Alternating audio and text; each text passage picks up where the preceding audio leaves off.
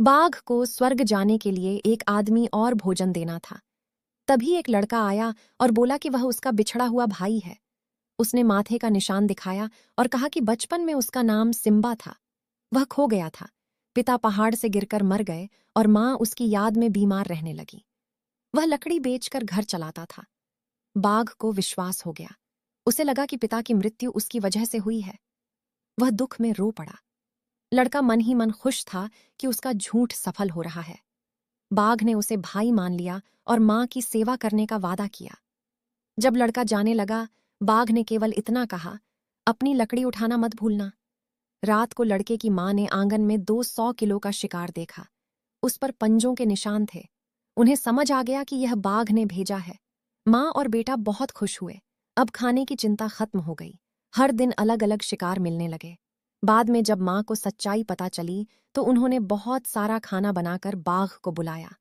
बाघ को माँ का प्यार मिला और वह छोटे बच्चे की तरह खुश हो गया। उसने अपने छोटे भाई की शादी भी करवाई।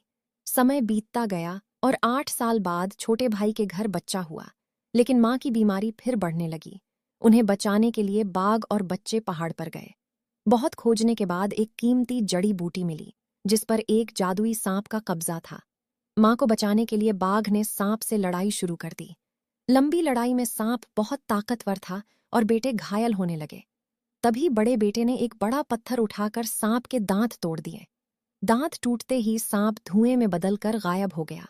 बाघ जड़ी बूटी लेकर तेजी से घर लौटा। बाघ को स्वर्ग जाने के लिए एक आदमी और भोजन देना था। तभी एक लड़का आया और बोला कि वह उसका बिछड़ा हुआ भाई है। उसने माथे का निशान दिखाया और कहा कि बचपन में उसका नाम सिम्बा था। वह खो गया था। पिता पहाड़ से गिरकर मर गए और माँ उसकी याद में बीमार रहने लगी। वह लकड़ी बेचकर घर चलाता था। बाघ को विश्वास हो गया।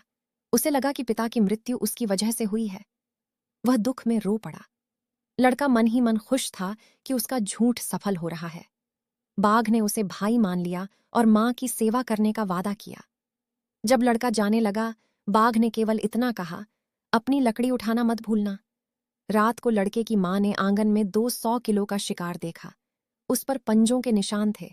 उन्हें समझ आ गया कि यह बाघ ने भेजा है। माँ और बेटा बहुत खुश हुए। अब खाने की चिंता खत्म हो गई। हर दिन अलग अलग शिकार मिलने लगे। बाद में जब माँ को सच्चाई पता चली तो उन्होंने बहुत सारा खाना बनाकर बाघ को बुलाया। बाघ को माँ का प्यार मिला और वह छोटे बच्चे की तरह खुश हो गया। उसने अपने छोटे भाई की शादी भी करवाई। समय बीतता गया और 8 साल बाद छोटे भाई के घर बच्चा हुआ। लेकिन माँ की बीमारी फिर बढ़ने लगी। उन्हें